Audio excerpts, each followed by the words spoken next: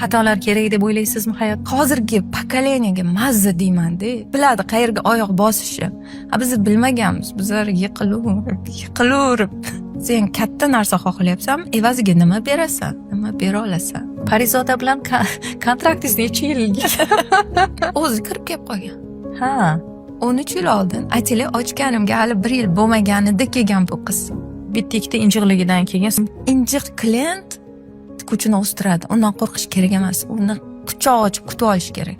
ayol kishini kiyinish obrazi u haqida gapira oladimi? Qonimizda borda bu hunar. Qanchalik o'rganib ketishingiz bilmayman-u, lekin tikishni tanlasangiz o'rganib keta olasiz. Hozir sizda bitta yaxshi qo'l mehnati libosingiz eng arzonini narxi va eng qimmatini narxi qanaqa?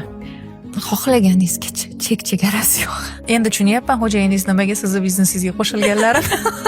Siz xohlayotgan eng yaxshi narsani Alloh eng birinchi yaqiningizga berib sinab ko'rasiz reaksiyangiz.